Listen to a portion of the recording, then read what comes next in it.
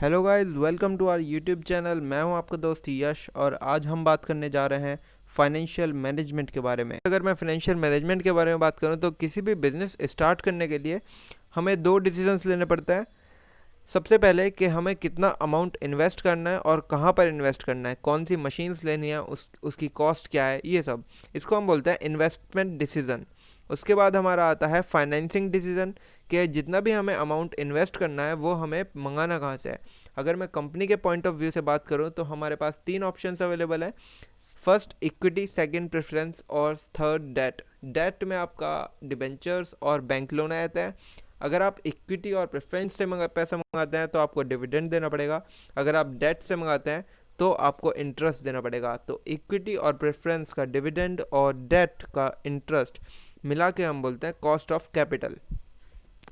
इन दो डिसीजंस को लेने के बाद आपका बिजनेस स्टार्ट हो जाएगा और बिजनेस से जो भी रेवेन्यू आएगा अगर हम उसमें से कॉस्ट लेस कर दें तो हमारा बैलेंसिंग अमाउंट बचता है ऑपरेटिंग प्रॉफिट, जिसको हम बोलते हैं EBIT, earning before interest and tax.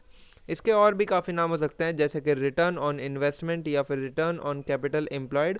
But आपको ध्यान ये रखना पड़ता है कि return on investment cost of capital से कम नहीं होना चाहिए।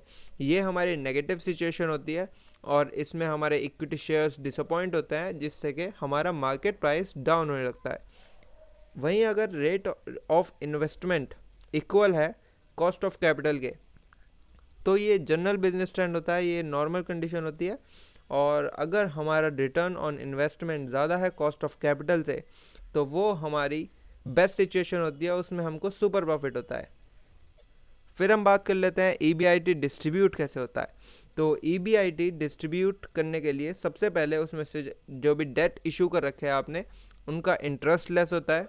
उसके बाद जो भी बैलेंसिंग अमाउंट होता है उस पर कंपनी को इनकम टैक्स पे करना पड़ता है। उसके बाद प्रेफरेंस शेयर्स का फिक्स डिविडेंड पे करना पड़ता है और एंड में जो भी अमाउंट बचता है उसको हम बोलते हैं earning available for equity share holders.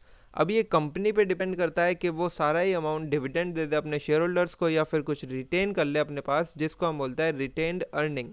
Retained earning generally कोई भी अगर कंपनी अपना बिजनेस एक्सपेंड करने जा रही है तो वो थोड़ा थोड़ा अमाउंट रोक के चलती है जो कि एक्सपेंशन में काम आ जाए।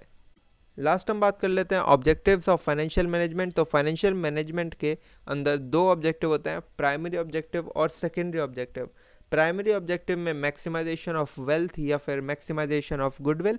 उसके बाद maximization of MPS, market price of equity shares. जैसे कि आप कभी भी रिलायंस के शेयर की प्राइस चेक कर सकते हैं तो जो आपको वहां पर प्राइस दिखेगा उसको बोलते हैं market price of equity shares, MPS। अगर सेकेंडरी ऑब्जेक्टिव की बात करो तो उसमें मैक्सिमाइजेशन ऑफ अर्निंग होता है, मैक्सिमाइजेशन ऑफ EPS, अर्निंग पर इक्विटी शेयर। और मैक्सिमाइजेशन ऑफ MPS हमारा लॉन्ग टर्म ऑब्जेक्टिव होता है, मैक्सिमाइजेशन ऑफ EPS हमारा शॉर्ट टर्म ऑब्जेक्टिव होता है।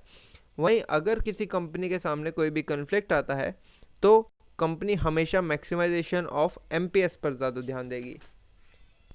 फिर अगर मैं एक ओवरव्यू की बात करूं तो फाइनेंशियल मैनेजमेंट के अंदर तीन डिसीजंस होते हैं। पहला होता है इन्वेस्टमेंट डिसीजन कि कितना अमाउंट इन्वेस्ट करना है और कहाँ कहाँ इन्वेस्ट करना है। फिर सेकंड होता है फाइनेंसिंग डिसीजन कि कितना अमाउंट कहाँ से मंगाना है या फिर किस कॉम्बिनेशन से मंगाना है। तीसरा होता है हमारे पास डिविडेंड डिसीजन कि कितना हमें डिविडेंड पे करना है और कितनी हमको रिटेन अर्निंग करनी है। ओके गाइज, आज के लिए इतना ही। वीडियो अच्छी लगे तो लाइक कीजिए, कमेंट कीजिए और हमारे चैनल को सब्सक्राइब कर लीजिएगा। अब हम मिलते हैं अपनी नेक्स्ट वीडियो में।